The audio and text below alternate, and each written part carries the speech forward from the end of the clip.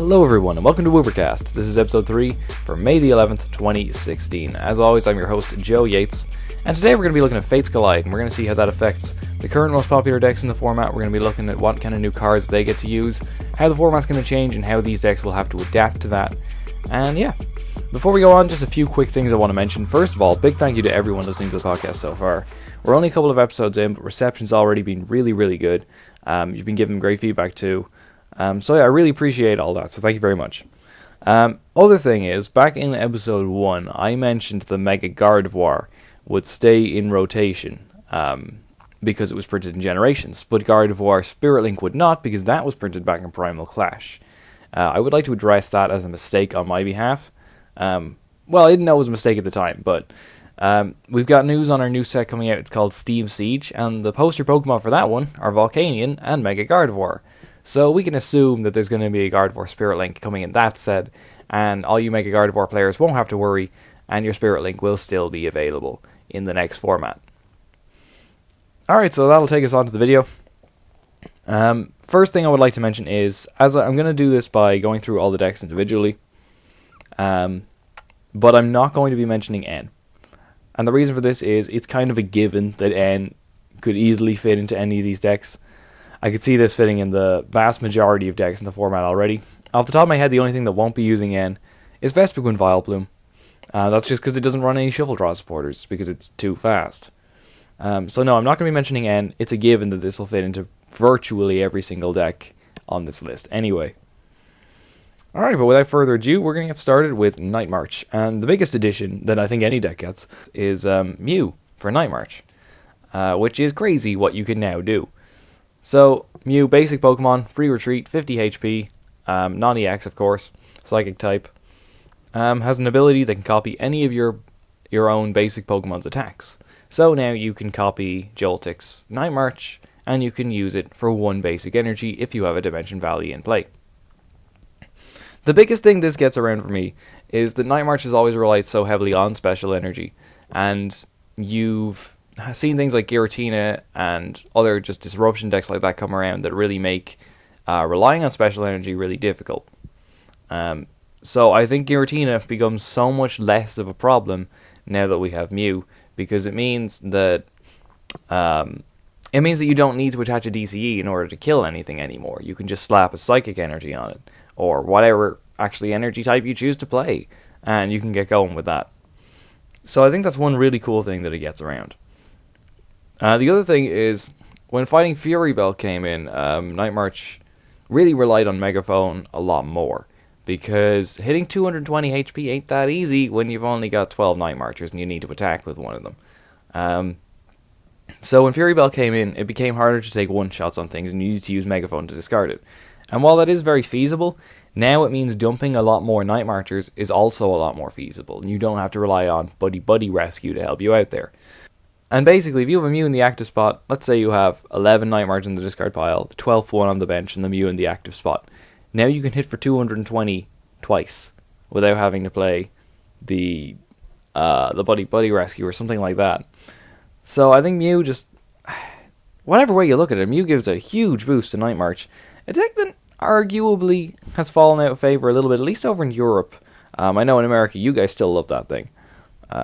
But in Europe, at least, it's fallen out of favor. I think things like Greninja have been a little bit difficult for it to keep up with. Vespiquen Vileplume, Straight Toad, all these decks do give Night March a hard time, and I think it's been kind of keeping it out of the format for just a little bit. Another thing that, when you're running basic energy now, another thing Night March can use is now promo Jirachi. You could technically use this anyway, but it kind of defeats the point if you have to slap a DCE on it. Now you don't have to. If Giratina is a problem for some reason, you can promote Jirachi with a basic energy and knock that off. I still think Mew gets around the Giratina problem without the use of Jirachi, but I think the option to run Jirachi is now a lot more viable. So other things Night March gets, and both of these are kind of already covered by the Mew.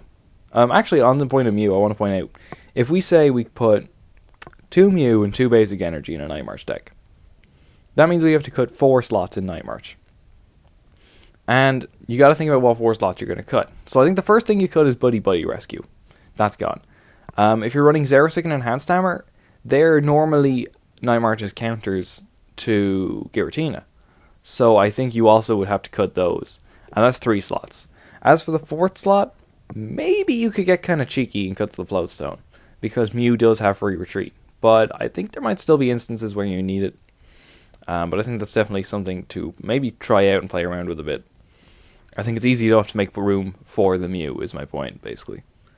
Other things I think people think can fit into Night March is Marowak. So Marowak, Stage 1, Fighting type, has an ability. Your opponent's attacks don't affect your hand. So you get Quaking Punched, you don't get item locked. You get Chaos Wheeled, you don't get everything locked. But, and I think this is cool, and I think this does sort out a lot of Night March's problems. But I think Mew also just covers those matchups anyway. Even things like I was saying about Giratina giving you the special energy lock, it's not as big of a deal anymore because you can attack for basic energy. So I think Marowak does kind of cover those matchups, but Mew sort of already has them covered in a way.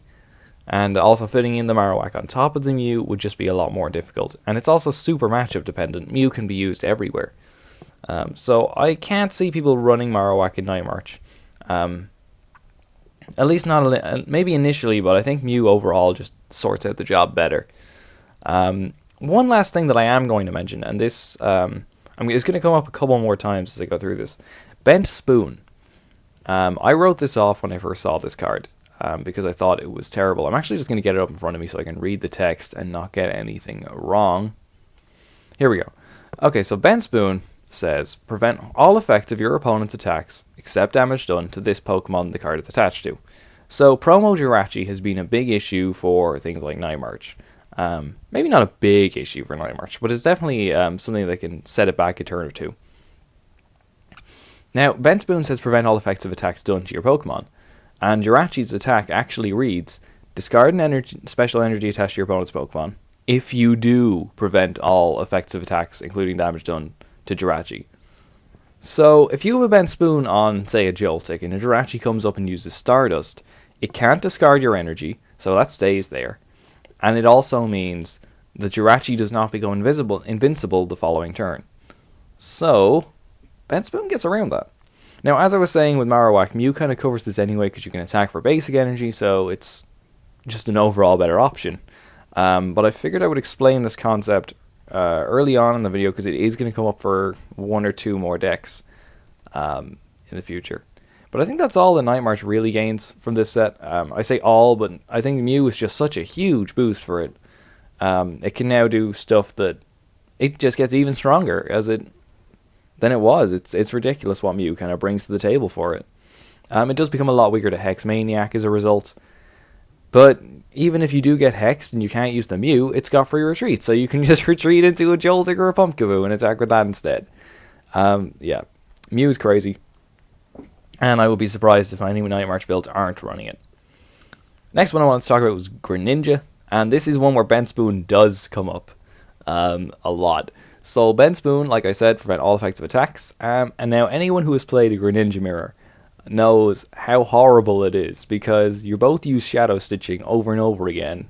With Rough Seas, you're doing 10 damage to each other per turn, and you basically just wait until one of you decks out. It's very boring, very frustrating, and very hard to win consistently unless you're teching for it. And one thing you can put into tech for it is Bent Spoon. So if you have a Bent Spoon on your Greninja break and your opponent uses Shadow Stitching, you can still use Giant Water Shuriken. Now, granted, this does give you an extra 60 damage per turn. It means you can pick off things like Froakies on the bench that your opponent might be building up. It gives you a huge advantage in the amount of damage you can actually output, and allows you to take knockouts where you just otherwise wouldn't in that matchup. I'm not sure if this will be played in every Greninja list, but I think the Greninja is going to be sticking around for a little while to come. And I think players should definitely be looking into trying out Bent Spoon to see if that improves their mirror matchups. The only other thing I could think of for Greninja from this set, now I don't want to point this out as something that Greninja will run. I don't think it should run this at all, but it's one of the few decks that can. It can get away with a 1-1 Barbaracle line. So Barbaracle has that ability where if you have a Stadium in play, your opponent can't play Special Energy. Now, the crucial thing here is you have to have the Stadium in play. It can't be your opponent's stadium. It has to be yours. And I think that really limits what decks Barbaracle can be put in. Things like Vespiquen, where it could actually fit, well, they don't run stadiums, so it's instantly far less viable than it otherwise could be in that deck. But for Greninja, we've already seen players being able to incorporate things like a 1-1 Octillery line because they run 4 Dive Ball. So it becomes really easy to actually get a 1-1 line of something into play. However, you're not really just cutting space for the 1-1 line because Barbaracle has a 3 retreat cost, so now you're going to have to run Floatstone too. So it's actually 3 spaces you're cutting. On top of that as well, what matchups are you really helping by running the Barbaracle? Maybe your Vespiquen matchup? Maybe that will be something you could definitely help out with that. But would I run a 1-1 line just for a Vespiquen matchup? I'm not sure. Frogs can beat it anyway. Especially because Vespiquen Vileplume is the most popular variant of that deck. They already run high stadiums count to bump your stadium, and that's even if you get the Barbaracle into play under turn 1 item lock. So, at the moment, I can't see that being a popular pick. But if, let's say, Vespiquen and Friends started becoming very popular again, I think Frogs does have an answer to it in Barbaracle, especially because Greninja does run 3 or 4 stadiums at times. High rough seas counts tend to be seen in that deck. But I think it's worth noting that it's one of the few decks that actually does have access and a really viable way to run a 1-1 line of it, where a lot of other decks can't get away with that. So I think it's just worth bearing in mind. Alright, next up is going to be Toad and Giratina. I'm going to kind of lump these two together, because they both gain very similar things, and also Toadina is just a big archetype in itself. So, Toad and Giratina, I think a lot of things are coming into this set that hinder them, that make their performances a little, that make them seem less viable picks. You look at things like Carbink with the Energy Keeper ability. We're looking at things like Marowak and Barbaracle. There's a lot of, and even Safeguard actually. There's a lot of Pokemon with abilities that actually really hinder what you can do with Toad and Tina. And if those things start picking up in play, I think Toadina players are going to have to revert back to using Garbodor in their builds in order to shut off those abilities, in order to continue their locks. But as of right now, I can't see those abilities, those Pokemon and those techs becoming super big. But if they ever do, and if we're ever in a position where the format's full of them, you've already got a really good answer in Garbodor to help out with that. Let's see. Okay. Bent Spoon, now, I mentioned this for Jirachi, for Night March. It's far more relevant for Giratina and Seismitoad because Jirachi is a very big pain for those decks. One Bent Spoon on your Seismitoad, you're still two-shotting the Jirachi. It's not getting rid of your energy. They're not buying any turns for themselves, and you can still hit through it. They also can't Megaphone it off. They have to Xerosic if they're running it at all. I think Bent Spoon's definitely worth trying out in Straight Toad at least. Maybe in Toadina too. I think Fury Belt's also very important in that deck. So, I mean, there's a lot of competition for Soul Space in general, but I think the power that Bent Spoon offers you against a card that can be really annoying, I don't know, I think that's worth considering. I think that's definitely worth trying out, even as a one-off or something like that. You would need it down early, though, because it's worth noting the Bent Spoon doesn't, once you attach it, doesn't remove effects. So you would need to get it down really early on. One final thing for Toad and Tina is going to be Chaos Tower. I'm just mentioning this as a you can if you want to kind of thing. So a lot of people try and break your lock with things like Zorua's Moonless Madness to confuse you, or Pikachu's Nuzzle to paralyze you, Froakie's Bubble to paralyze you, and I don't know, maybe Articuno's Chilling Sigh to put you to sleep. Some people do look for ways out of the lock like this. Chaos Tower, you can play that and just remove the special condition. So there you go. I think overall Pokemon Cinder Lady is a way better call if you're really worried about that kind of stuff. But you have the option in Tower. Now the next two are going to be things that I think only Toad gets access to and Tina can't really make use of. First one is Barbaracle. I think this is maybe Barbaracle's most viable use. is in Straight Toad. Because, having said that, I don't actually like running... I've tried Straight Toad with Garbodor before, and I just hated it. So, I'm not sure if I would run it personally, but you could potentially lock Special Energy and items at the same time, and I think you could get some powerful combinations going with that. It would be like Toadina, but both of the locks at the same time. Again, with Barbaracle, though, you can't just run the Barbaracle line, you have to run Float Stones as well, because, the majority of Straight Toads, if not all of them, I think, don't run Float Stone. I definitely don't anyway.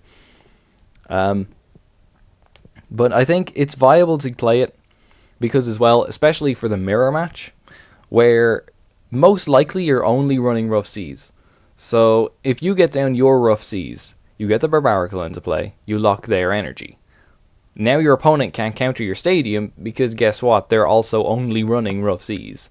So it's going to stay like that for the whole game. And a lot of decks, a lot of Toad decks are cutting down on Hexmaniac. Some of them don't run Delinquent. So maybe in the mirror match that could help.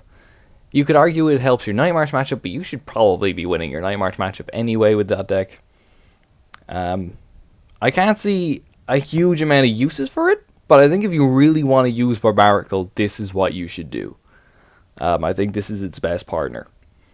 The other thing it gets is Mew. I'm not sure how useful this is, but you could Quaking Punch with a non-EX. I don't like it too much because, well, 50 HP is a lot worse than 180 HP. So I think maybe only if you really want to push a prize trade back in your favor or something. I don't know when that would actually come up, but again, the option exists. Alright, so that's going to do it for Toad. YZG is up next. Now, I think a lot of people have been talking about YZG and saying, oh, this already runs a Maxi engine. Oh, that's cool. We can run Marowak in this. And I think initially that does sound like a really nice idea. But I think the biggest problem I thought of with this is that with YZG, one of the cool things about its Maxi engine is that you're not necessarily under pressure to get it up turn 1. That if you don't get it turn 1, it's not the end of the world. You can do it later on in the game. The deck has that ability. And you don't always need a Gallade up on the very first ring of your game anyway. But if you're running Marowak, it's because you want to counter Toad.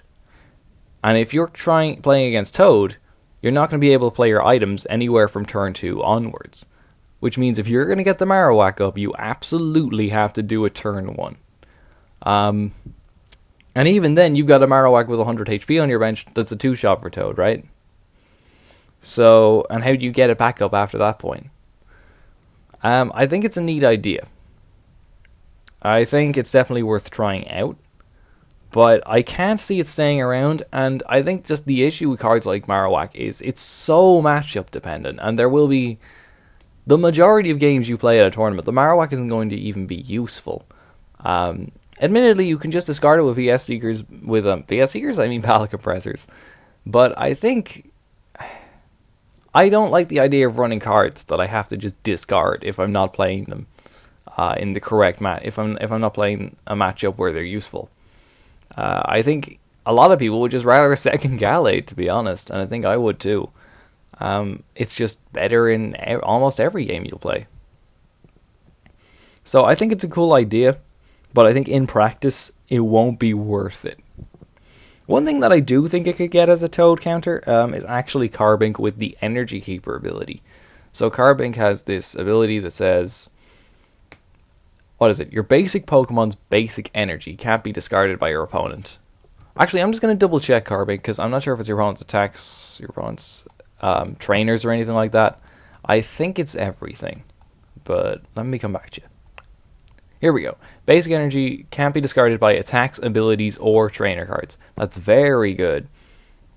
Now that is a very powerful ability, but there's not a whole lot of decks can take use of it, because there's not a lot of decks that run basic Pokemon and basic energy in high counts. But I think, let's say you power up an Yveltal with 3 dark energy or something like that, 3 or 4 dark energy. Let's say you've got it really going hard.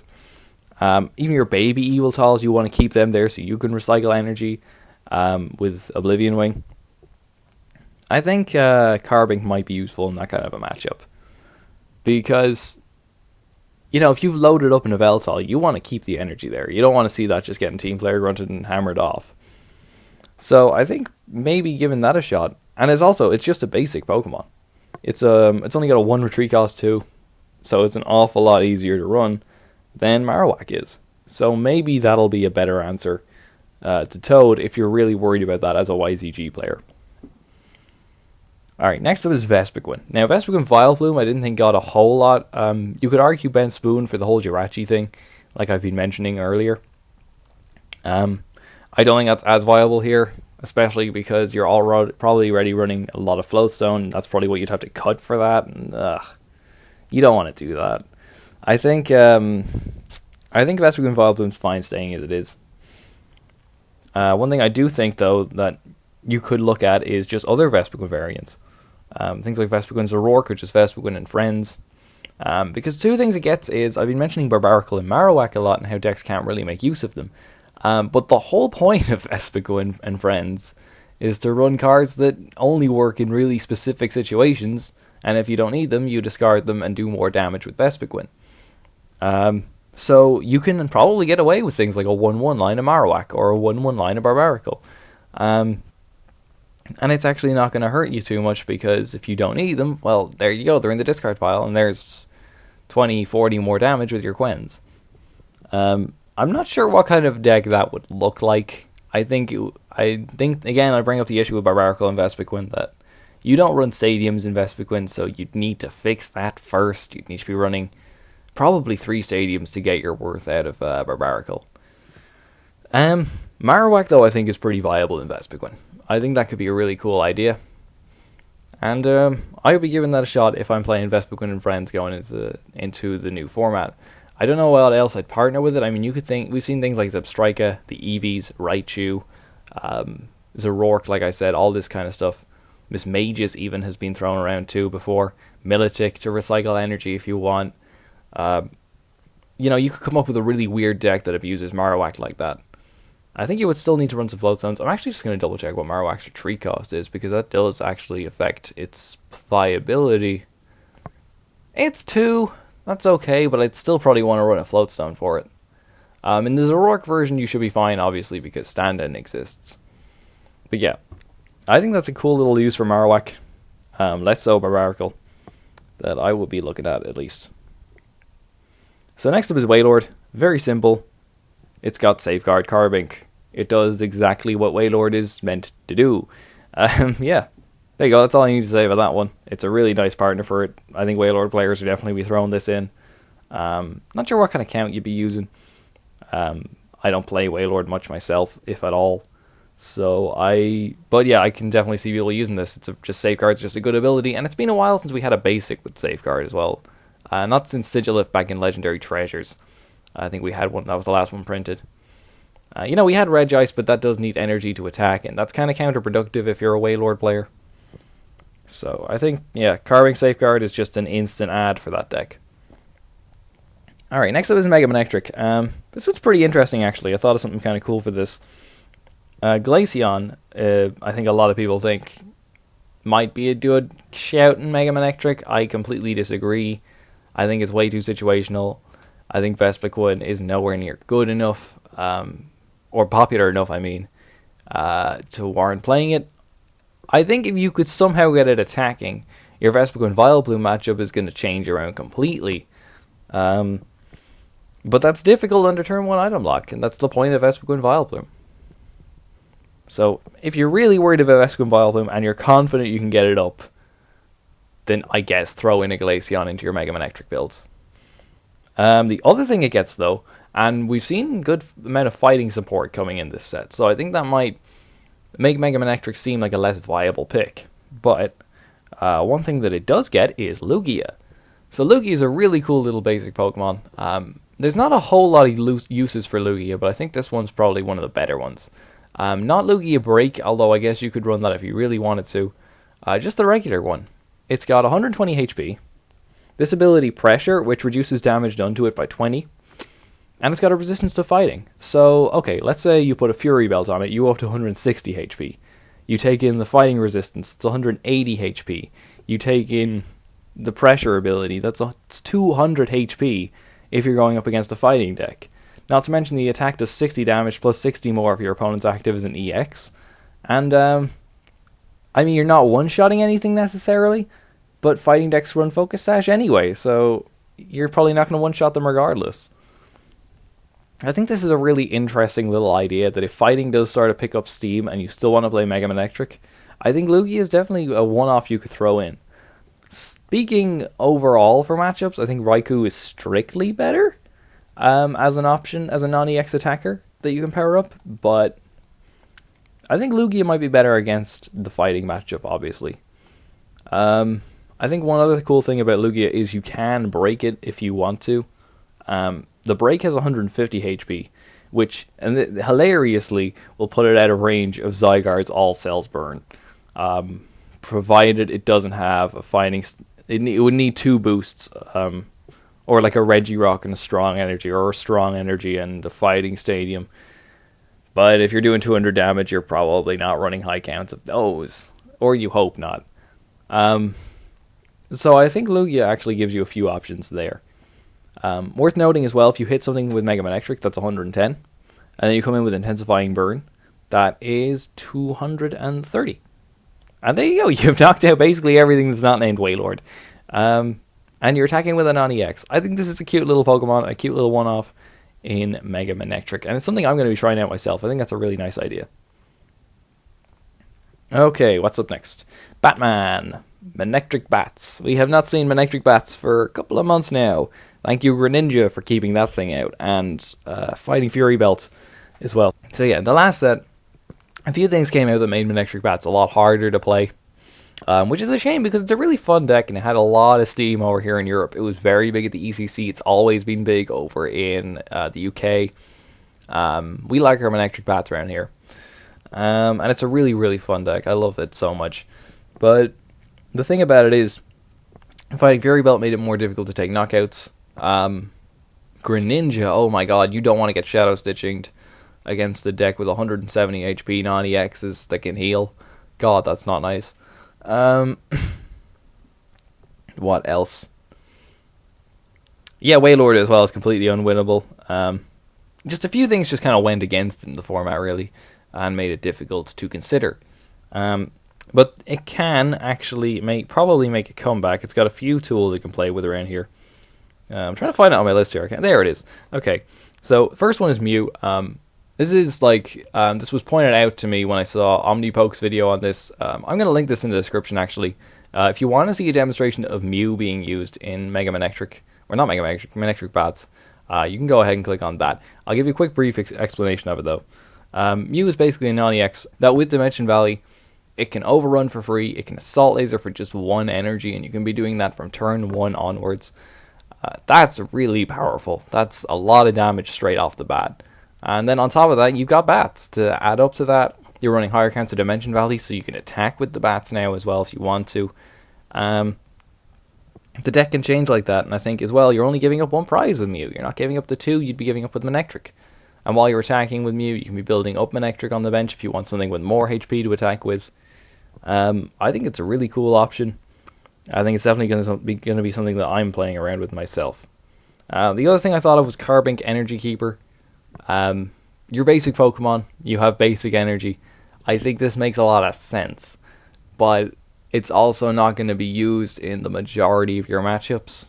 So is it worth the space? I'm not sure. And again, if you're using the Mew variant, you're only attacking for 1 basic energy anyway, or no basic energy if you want to assault, if you want to overrun. So it's not all that important. But I think if you're not running the Mew, maybe try and run a Carbink Energy Keeper and see if that ends up helping you at all against things like Toad and Tina.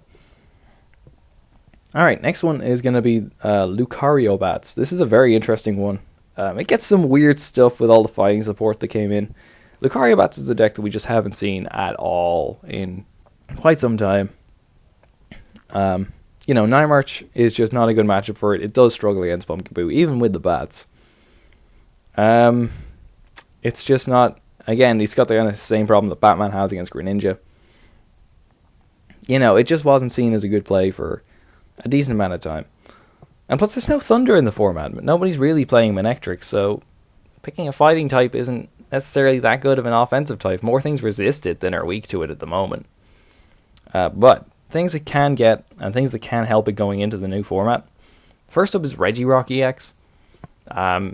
It has an ability that makes your fighting Pokemon do 10 more damage. And I think that I wouldn't run 4 Regirock EX in this deck, maybe 1 or 2, and I'd give that a shot to try and fix some math. But even think of like Holocha and what that can do with Regirocks. You're hitting for crazy numbers now already. I think that might be a nice idea. I mean, like, the whole point of fighting decks, and especially that deck, was having low energy attacks that you could just boost with all these crazy things like Strong Energy, Muscle Man, Fighting Stadium, Bats. And now you have another thing to play with and another damage increaser to work with in that deck. So I could definitely see people, if they're trying to play Lucario Bats, they could definitely run a Regirock or 2 in that. Again, you come back to the same problem that you might now need to run Floatstone too. But, of course, Lucabats already runs things like Super Scoop Up. It already runs things like AZ, so maybe it won't have that same problem. That now you've got something with a heavy retreat cost on the bench, and it's just a Lizon target. Maybe it will have already built-in answers to that issue.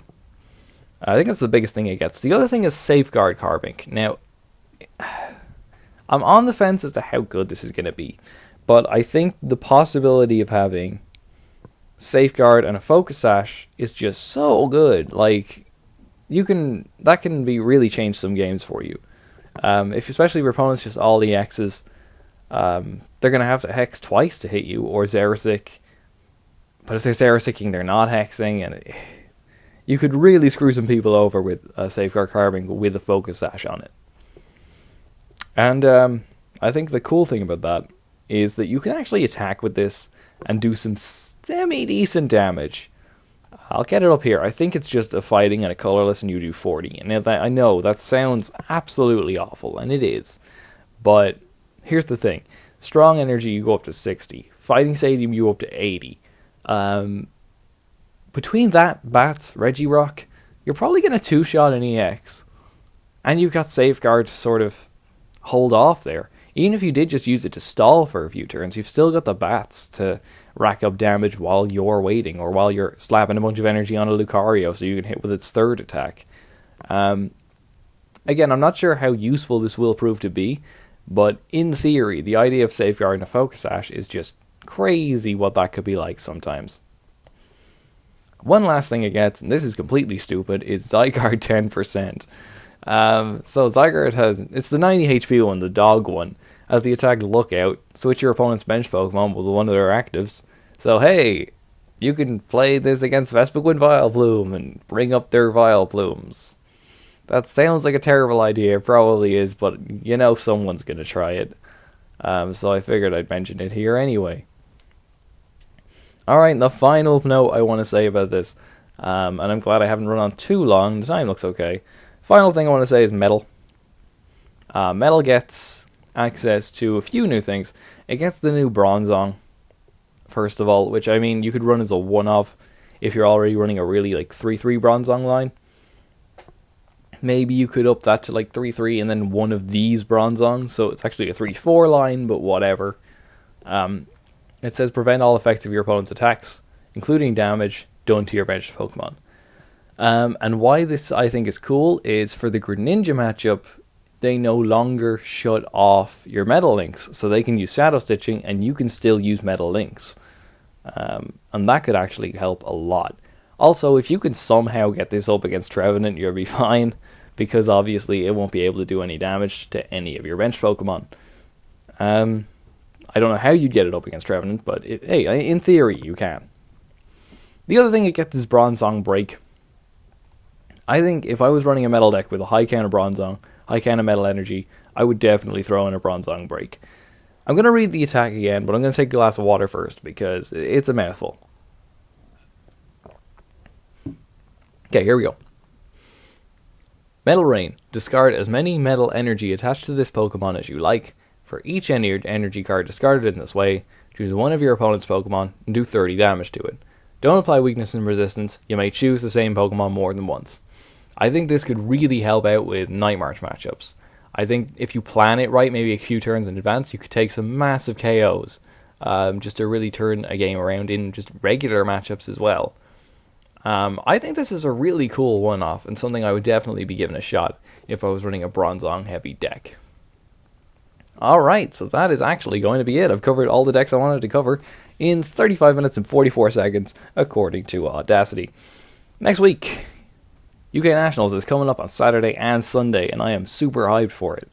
We're going to be flying over to Liverpool on the Friday. I'm still not entirely sure what I'm going to be playing. I've got a few quirky ideas in my head, though, so hopefully that'll work out for me. So next week's episode is all going to be about UK Nats. I'm going to be making it my mission to get an interview with the winner. If I win it, well, that's the opposite of a problem.